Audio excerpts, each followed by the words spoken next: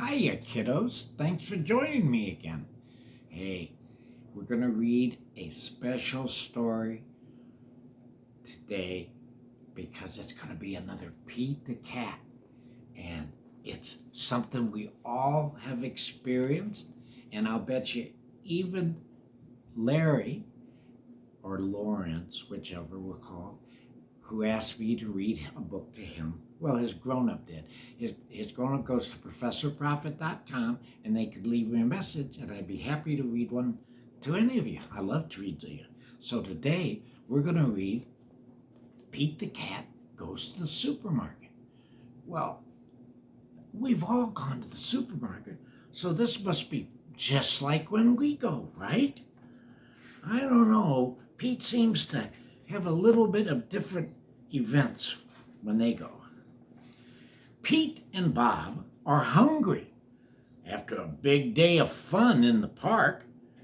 Dad, can we have a snack? Bob asked. See, look at, they're just coming out of the park. See, Dad's still got his tie on from work and they're just leaving from the park. They get home and Dad checks the fridge. Dad checks the pantry. Dad checks the secret snack box. We need to buy groceries, says Dad. Look at everything's empty. Yeah, everything's empty. Oh, goodness. Dad, being the smart person he is, the smart cat he is, starts to make a list. Let's see. We need milk and eggs and fish and chicken. I want raspberries, says Bob. I want apples, said Pete. See, they can see what happens? They start thinking about it, and then you could say it. Yeah. Pete, Bob, and Dad make a long list and take it to the supermarket. Oh, no. The wind blows the list out of Dad's hand.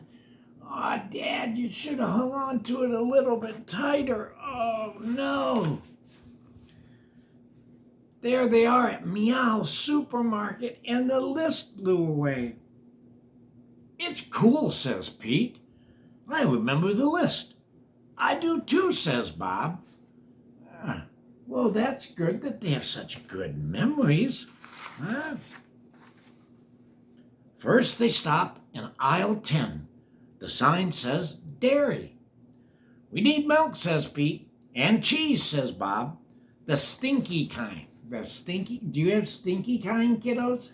How about you, Larry? Do you have stinko kind? Hope not. Next time, they go to aisle 9. Yum, says Dad. I love bacon. Don't forget the chicken, says Pete. Oh, yeah, they just remembered. But wait a minute, I don't think bacon was on the list, was it, kiddos? I don't think so. They almost pass aisle 8 when Pete remembers eggs. Regular or jumbo? Asks Pete. Jumbo, says Dad. Groovy, says Pete. Did your dad say things like groovy? Bob can't pick between spaghetti and macaroni in aisle 7. How about bow ties? Asks Dad. Awesome, says Bob. They're different. See, Grandpa's got a bow tie on. Oh, but it isn't made of macaroni. No. I could eat it, I guess, if it was. Aisle 6 smells fruity. Remember the apples, says Pete. Remember the raspberries, says Bob. Wait a minute, wasn't it strawberry? I think they just changed their mind or added to the list.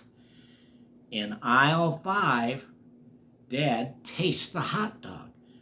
Yummy. You know how they have the taste things in the store? Well, Dad finds one with a hot dog. Pretty good. In aisle 4, Pete tastes a cupcake. Sweet, huh? A hot dog and a sweet? Ooh, sweet.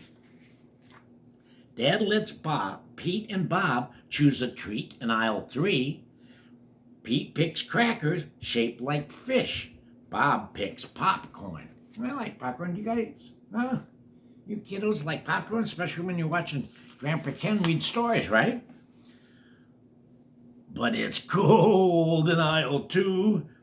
Dad puts a mango popsicle in the cart, and Bob and Pete have their own ideas. Ice cream. Uh-oh, ice cream for ice cream. Aisle 1 has sunflower tulips and blue daisies. Pete and Bob pick tulips for Grandma. Oh, she'll like that. She'll love them, says Dad.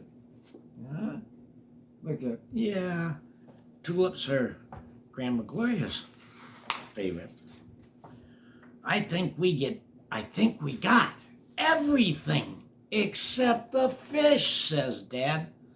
But the car is packed with yummy treats. They'll get it next time. Huh? How about that? Have you ever had your cars, kiddos, that packed with food? Huh? I don't think so. Thank you for joining me today and my buddies. Oh, Pete over here, he really thinks pretty cool. We all sit around and listen about stories about him, you know. He gets a little big head, but he'll be all right. Thank you. And Larry, thanks for writing in and having your grown-up go to ProfessorProfit.com and just leave me a note and I'll get back to you. Thanks, y'all. I love you and I really appreciate you coming. Have a great day.